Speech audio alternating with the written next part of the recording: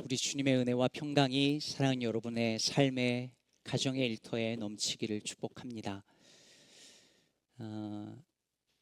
신용복 선생이 쓴 담론이라는 책에 보면 선생께서 감옥에 있을 때 같은 방을 쓰던 한 노인에 관한 일화가 나옵니다.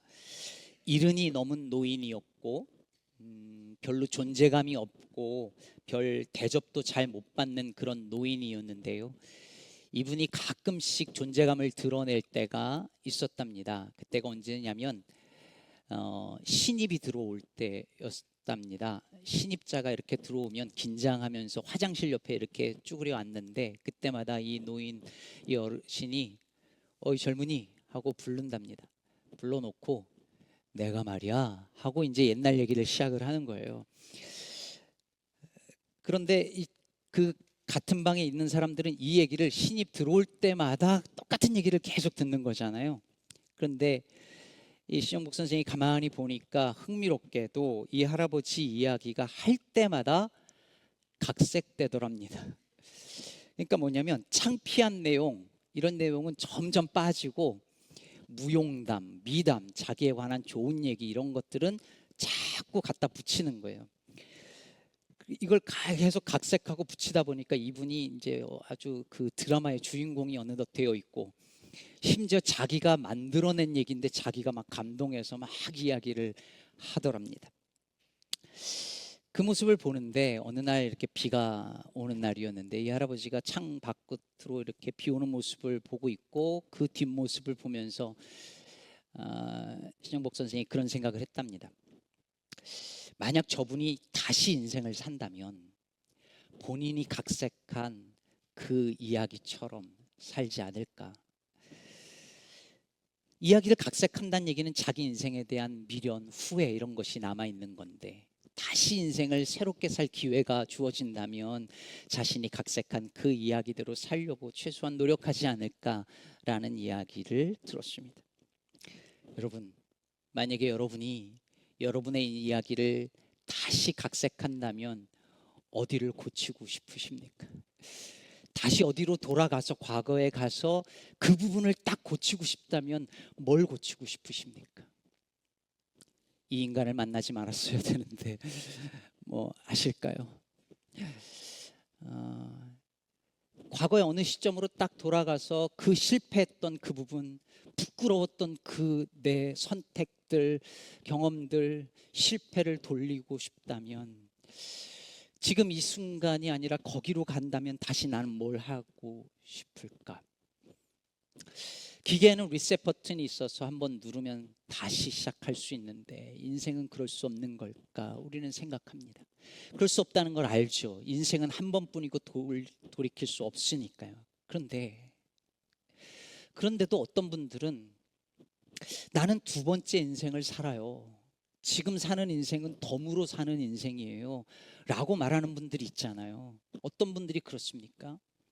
죽음의 문턱에서 돌아온 분들, 죽다 살아난 분들, 정말 인생의 바닥까지 내려갔다가 기사회생해서 다시 새로운 삶을 사는 분들, 과거에 범죄하며 타락한 삶을 살다가 새롭게 마음 먹고 출발하는 그런 사람들은 말하잖아요. 저는 두 번째 인생을 살아요, 덤으로 사는 인생이에요, 이런 말을 하잖아요. 그런 분들은 과거하고 똑같이 살까요? 아니, 그럴 수 없잖아요. 어떻게 그래요? 새로운 마음으로 지금 내게 주어진 이 소중한 두 번째 기회를 정말 감사하면서 소중하게 여기면서 그렇게 살겠죠. 오늘 본문에 나오는 이스라엘 백성들이 그랬을 것 같습니다. 생각해 보세요. 자신들의 범죄로 말미암아 나라가 망하고 성전이 무너지고 포로 생활로 70년 생활을 보냈습니다. 바벨론 강가에서 울면서 고향을 그리워했지만 돌아갈 수 없었고 돌아가리라 꿈도 꾸지 못했어요. 그런데 그 일이 일어난 것입니다. 꿈에도 그리던 그 땅으로 돌아왔어요. 여러분, 이게 무슨 사건인지 아시겠어요? 두 번째 기회가 이스라엘에게 주어진 것입니다. 이제 끝인 줄 알았는데 새로운 인생을 다 시작할 수 있는 기회가 주어진 거죠. 지워버리고 싶은 과거, 부끄러웠던 순간들, 실패와 절망의 그것들을 하나님께서 싹 씻어주시고 다시 시작하게 해주셨습니다. 얼마나 놀라운 은혜예요. 그럼 여러분, 이 시점에서 여러분은 만약에 여러분에게 두 번째 기회가 주어졌다면 무엇부터 시작하시겠습니까? 이스라엘 백성들은 예배 먼저 드렸습니다. 오늘 본문 앞에 에스라서 3장 1절에 보면 이스라엘 자손이 각자의 성읍에 살았더니 일곱째 달에 이르러 일제히 예루살렘에 모인지라. 그러니까 포로 귀환해가지고 각자 성읍에 살다가 일곱째 달이 되었을 때 다 예루살렘으로 모였다는 거예요. 왜 일곱째 달이었을까요? 일곱째 달이 유대인 그때 달력으로 새해입니다. 오늘 보면 6절에 보면요, 오늘 보면 읽진 않았지만 6절에 보면 일곱째 달 초하루부터 비로소 여호와께 번제를 드렸다고 하는데, 여러분 이 일곱째 달의 초하루가 로시 하샤나, 여러분 요즘에 유대인들 주이시들도 로시 하샤나 지키잖아요. 새해 첫날이죠. 지금으로 하면 9월 10월쯤 되는데 이때는 일곱 번째 달이었습니다. 새 첫날에 하나님 앞에 다 모여서 예배를 드리는 거예요. 여기서 일제히라는 이 단어는 마치 한 사람인 것처럼 이런 뜻이에요. 그러니까 이스라엘 백성 전체가 한 사람인 것처럼 한 마음이 돼서 한 곳에 모여서 새 첫날 예배를 드린 거예요. 여러분 생각해 보세요. 상상해 보세요. 얼마나 감격스러웠을까요? 70년간 드리고 싶었던 예배예요. 예배 드리고 싶었는데, 너무 예배 드리고 싶었는데 예배 드릴 수 없었는데 이제 이 예배를 다시 드리게 되었어요. 얼마나 소중한 시간이었을까요? 얼마나 감격스러운 예배였을까요? 여러분 어떤 사람의 예배가, 어떤 사람의 찬양이 감격과 감사로 넘칠까요? 지금 내게 주어진 이 생명이 당연한 게 아니라 하나님이 주신 새로운 은혜요 새 생명이라는 사실을 정말 믿을 때 이 예배가 달라질 수밖에 없는 거죠. 그럴 때만 진짜 예배를 드릴 수 있어요. 러시아의 문호 도스토옙스키의 유명한 일화를 아시잖아요. 도스토옙스키가 1922년 12월 22일 사형대 위에 섭니다. 눈이 가려지고 두 손이 묶였어요. 총을 겨누고 이제 방아쇠를 당기기 직전입니다. 그런데 저 멀리서 광장 저쪽에서 황제 특사가 말을 타고 손수건을 흔들며 달려옵니다. 사형 중지 명령이었죠. 죽음의 문턱에서 바로 직전에 살아난 거예요. 그리고 새로운 삶을 살게 되죠. 그때의 자신의 감정을 도스토옙스키가 20년 뒤에 발표한 백치라는 작품에서 이렇게 회술했습니다. 만약 내가 죽지 않는다면 어떻게 될까? 만약 생명을 다시 찾는다면 그것이 영원이 아닐까? 그럼 이 모든 것이 나의 것이 된다. 그때 나는 매 순간을 1세기로 연장시켜 아무것도 잃지 않고 1분 1초라도 정확히 계산해 두어 결코 헛되이 낭비하지 않으리라. 저는 바벨론 포로로 잡혀갔던 그 사람들의 마음이 이랬을 것 같아요. 여호와의 이름이 조롱받는 그 땅에 살면서, 아무런 소망이 보이지 않는 그 땅에서 비굴하게 살면서, 예배하고 싶어도 예배할 수 없는 그 땅에 살면서 그런 생각하지 않았겠어요? 한 번이라도 돌아갈 수 있다면, 다시 고향으로 돌아갈 수만 있다면, 성전에서 한 번이라도 다시 예배할 수 있다면 1분 1초도 헛되이 낭비하지 않고 전심으로 예배하리라 생각하지 않았을까요? 그리고 실제로 그렇게 다시 예배하게 되었을 때에 얼마나 감격스러웠을까요? 저는 우리의 예배도 이랬으면 좋겠습니다. 저는 오늘날 가장 스포일된 것이 예배라고 생각합니다. 여러분 코로나 때 기억나시잖아요. 여러분 1년 길게는 2년 동안 모이지 못하고 요만한 스크린 보면서 예배 드렸잖아요. 여러분 저 얼마나 힘들었는지 아십니까? 이 텅 빈 예배당에 카메라만 보고 내가 뭐 하는 짓인가 싶을 때가 많았어요. 그러면서 현장 예배 재개만 되면 얼마나 좋을까, 얼마나 좋을까, 그 예배는 얼마나 감격스러울까. 네, 한 몇 주 그랬죠. 근데 여러분 기억나시죠? 그 팬데믹 기간 동안에 온라인 예배가 너무 익숙해져 가지고 저 지금도 기억나는 게 온라인 예배할 때 우리 교회 어르신들요 집에서 나오셔서 일찍 양복 입고 넥타이 딱 매고 컴퓨터 스크린 앞에 앉으셔서 예배 드리셨었어요. 젊은 애들 이제 어떻게 됐습니까? 침대에서 이제 일어나지도 않고 그냥 거기에서 셀폰 탁 켜면 이제 예배 드립니다. 그래도 그게 어디야라고 감지덕지 여기는 시절이 됐어요. 온라인 예배가 온전한 예배냐 아니냐를 떠나서 예배의 문화가 바뀌었어요. 이제 클릭 한 번으로 예배할 수 있다고 생각하게 되었습니다. 시편 137편은 예배하고 싶지만 할 수 없는 그 시절에 그들의 마음을 잘 대변한 시잖아요. 137편 1절에 이렇게 말합니다. 우리가 바벨론의 여러 강변 거기에 앉아서 시온을 기억하며 울었도다. 우리가 이방 땅에서 어찌 여호와의 노래를 부를까. 제가 군대에 있을 때 고참이 너 전도사야? 일어나서 찬양 좀 한번 해봐. 근데 어떻게 불러요? 하나님 앞에서 불러야 할 찬양을. 이들의 마음이 그랬을 거 아니에요. 어떻게 내가 여기서 여호와의 노래를 부를까? 차라리 입이 이첨장에 붙어버렸으면. 그러면서 정말로 예배하고 싶었던, 정말로 마음껏 노래하고 싶었던 그들의 소원이 이제 이루어져서 정말 예배할 수 있게 된 이 장면인 거예요. 당연하지 않은 일이 일어난 거예요. 은혜죠. 이것을 알 때 우리의 예배가 달라집니다. 지금 여기 이 자리에서 우리가 예배한다는 것이 전혀 당연하지 않은, 하나도 당연하지 않은 은혜라는 사실을 알 때 우리는 비로소 예배할 수 있습니다. 그런데요, 그게 말처럼 쉽지 않은 거예요. 처음 예수 믿고요, 정말 예수께서 나를 위해 십자가 죽으시고 날 살리셨구나라는 걸 알게 되고요, 그리고 예배할 때 그 뜨거운 그 감정과 그냥 가만히 앉아 있어도 눈물을 흘리던 그때의 감격을 그 초신자가 안고 있잖아요. 근데 10년, 20년, 30년 생활하면서 예배를 수백 번, 수천 번, 수만 번 드린 사람이 다시 첫 마음으로 돌아가서 그 마음으로 예배한다는 건 훨씬 더 어려운 일 같아요. 뭐든지 새로 처음부터 시작하는 것이 다시 시작하는 것보다 쉬운 것 같습니다.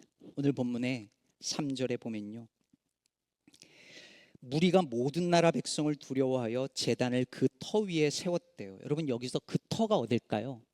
그 터. 아직 성전이 만들어지지 않았어요. 기초도 안 세워진 상태에서 터에다가 제단을 세웠고 쌓고 예배를 드리는데 그 터가 어딜까요? 솔로몬 성전이 있었던 그 터죠.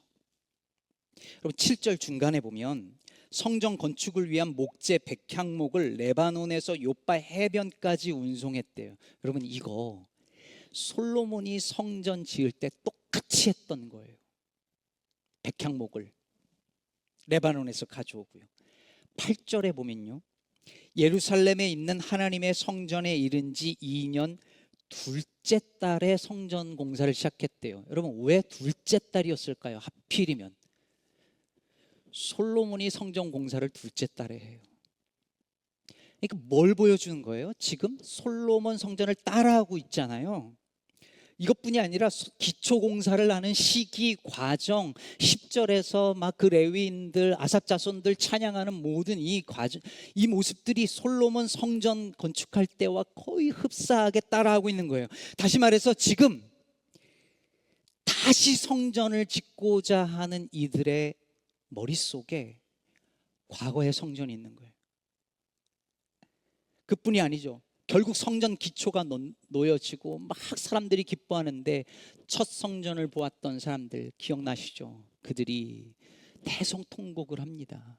감격스럽기 때문에 대성통곡했을 수도 있지만 첫 성전의 영광을 보았고 첫 성전의 화려함을 보고 지금 새로 지어지는 성전의 기초를 보니 너무 초라해 보이는 거예요. 이게 아닌데, 원래는 아니랬는데, 더 영광스러운데, 더 화려했었는데 하며 비교하는 거죠. 그럼 왜 새로 시작하는 것보다 다시 시작하는 게 어렵겠습니까? 비교 대상이 있기 때문이죠. 옛날엔 우리 교회 이러지 않았는데, 옛날에 내가 다니던 교회는 이러지 않았는데, 나 옛날에 잘 나갔는데, 나 옛날엔 건강했는데, 나 괜찮았는데 하며 끊임없이 비교하니 지금이 초라해 보입니다. 이 모든 것들이, 이 모든 비교가 처음부터 다시 새롭게 시작하려는 시도를 어렵게 만듭니다. 그래서 골든 크로스비 목사님이 이런 말을 했습니다. 가장 유익한 시도는 너무 순수해서 어떻게 시작해야 하는지 정도만 알고 있는 순수한 사람들에 의해서 이루어진다. 지나치게 지혜롭거나 경험 많은 사람들은 너무 많은 것을 알고 있기 때문에 불가능한 일은 결코 이룰 수 없다.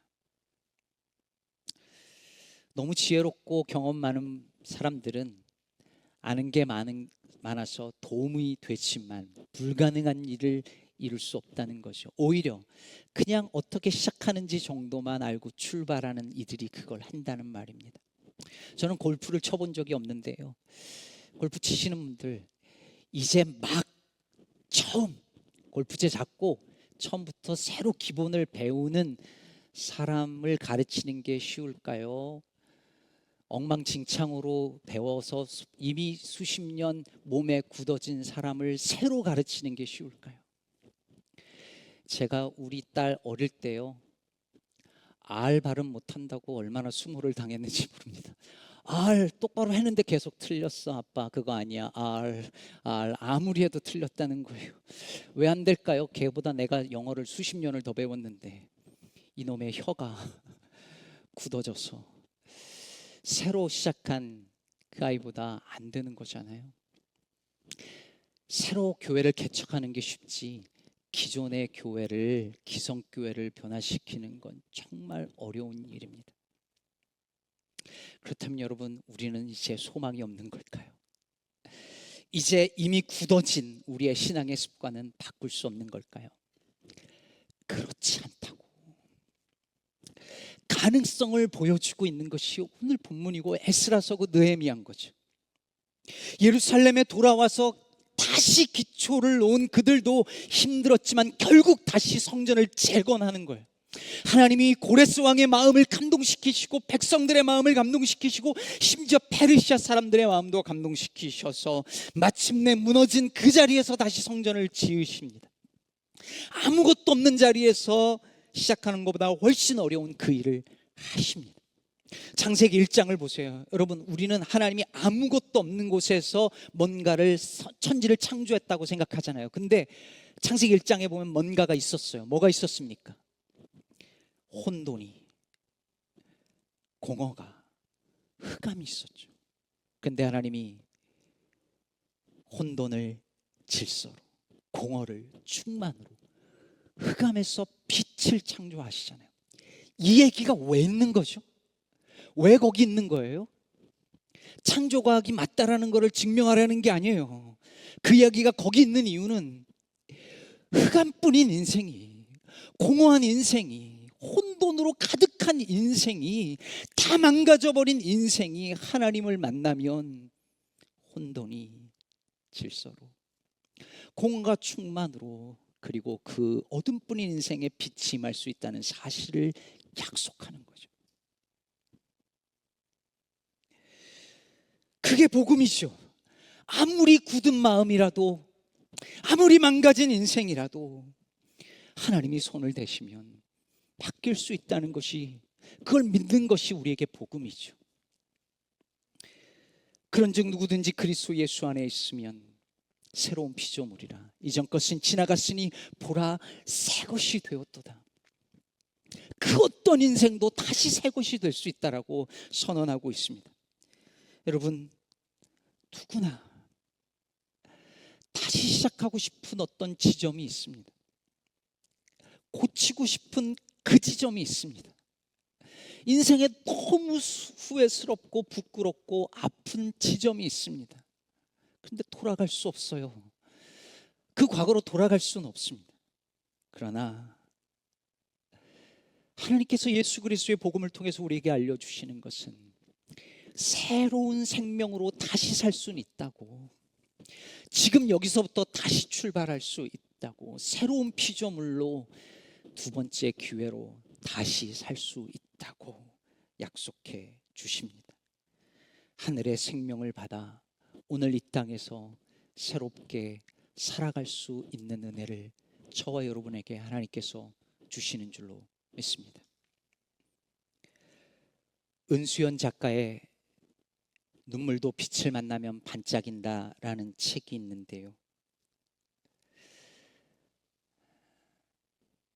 제가 이 책을 읽다가 한 몇 번을 덮고 다시 시도해서 또 읽고 하면서 오래 걸려서 읽을 만큼 아픔으로 가득한 책이었습니다. 저자가 초등학교 5학년 때부터 아빠라는 친아빠로부터 성폭행을 당하면서 자라왔습니다.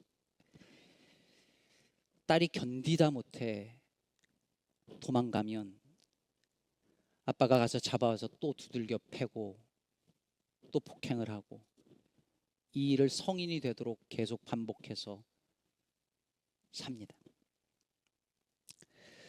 제가 이 책을 읽다가 악소리를 내면서 책을 집어던지고 한동안 못 읽었던 지점이 있었는데요, 그 지점은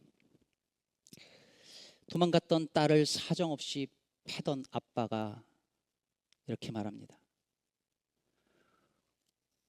오늘 수요 예배니까 갔다 와서 다시 보자. 꼼짝 말고 기다리고 있어. 이 작가가, 이 은수연이라는 가명을 가진 이 작가가 다시 인생을 시작할 수 있을까요? 과연 이 사람이 새 인생을 살 수 있을까요? 사람들은 말하죠. 저러고도 어떻게 살아? 나 같으면 죽어. 저러고도 어떻게 신앙을 다시 가자? 근데 여러분, 이 작가는 그 세상의 편견에 지지 않았어요. 책의 제목처럼 눈물이 빛을 만나니 반짝이기 시작합니다. 이분의 꿈이 뭔지 아십니까? 비행기 티켓 예매하고 쉽게 만드는 글을 쓰는 여행 작가, 엄마 없는 젊은이들 푸근히 품어주는 하숙집 주인, 손주가 함께 다니기 완전 좋아하는 세련된 할머니, 찬란한 유산 같은 재밌고 좋은 글을 쓰는 드라마 작가가 되는 게 꿈이랍니다. 근데 여러분, 이분이 지금 정말 이런 삶을 지금 살아가고 있습니다. 철저히 무너진 인생 같았는데, 다시 사는 게 가능하지 않아 보이는 삶이었는데 다시 꿈을 꾸는 인생이 되었습니다. 그리고 정말로 놀랍게도, 고맙게도, 미안하게도 이 책은 결코 가볍지 않은 한마디, 예수님께 감사한다는 말로 마무리합니다. 사랑하는 여러분, 인생의 테이블 되돌릴 수는 없습니다. 내 삶에 일어난 그 아픔들과 상처를 처음의 지점으로 가서 다시 지울 수는 없습니다. 그러나 우리가 기대는 복음은 하나님의 은혜로 어떤 망가진 인생도 다시 시작할 수 있다고 약속해 주십니다.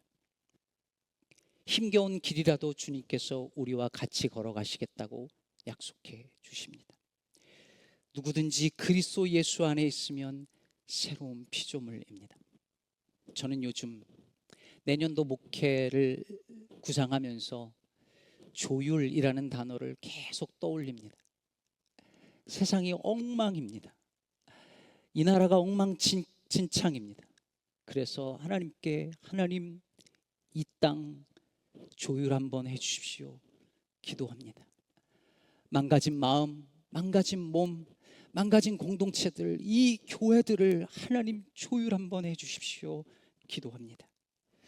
저는 우리 교회가 아무리 망가진 인생이라도 와서 새롭게 시작할 수 있는 이유를 발견할 수 있는 신앙 공동체가 되기를 간절히 바랍니다.